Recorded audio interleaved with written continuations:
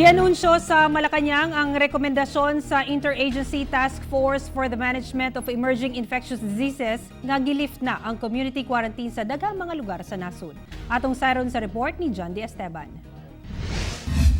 Wala na'y lugar sa Mindanao nga mapailawom sa Enhanced Community Quarantine sugod Mayo 16. Kini base sa gi-anunsyo ni Presidential Spokesperson Harry Roque karong hapon base sa rekomendasyon sa Interagency Task Force for the Management of Emerging Infectious Diseases. Apan pipila ka lugar ang mabutang o magpabilin sa General Community Quarantine hangtod May 31, 2020. Kini ang mga lugar nga na-classify na nga moderate areas. Sa Region 9, Zamboanga del Sur, Zamboanga del Norte, Zamboanga Sibugay, Zamboanga City ug Isabela City. Ang Tibok Davao Region ipailawom sa GCQ pero pwede paghihapon mausab ang classification sa Davao City ug Davao de Oro depende sa sitwasyon. Sa Region 13, ipailawom sab sa GCQ ang Agusan del Norte, Agusan del Sur, Dinagat Islands, Surigao del Norte, Surigao del Sur ug Butuan City.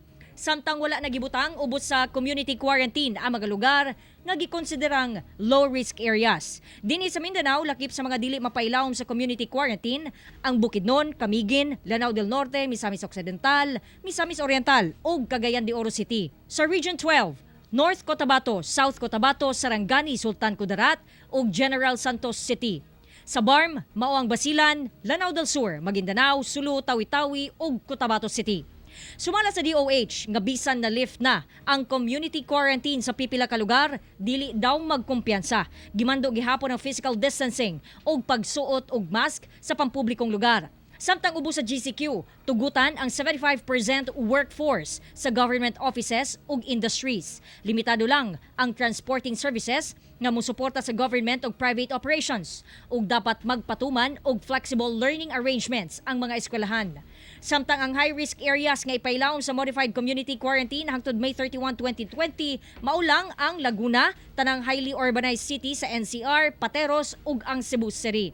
Sa Davao City, gibutyag ni Mayor Sara Duterte nga hisgutan pa kung unsay himuon sa lokal nga kagamhanan, inig mahuman na ang pagpatuman sa ECQ karong Huwebes.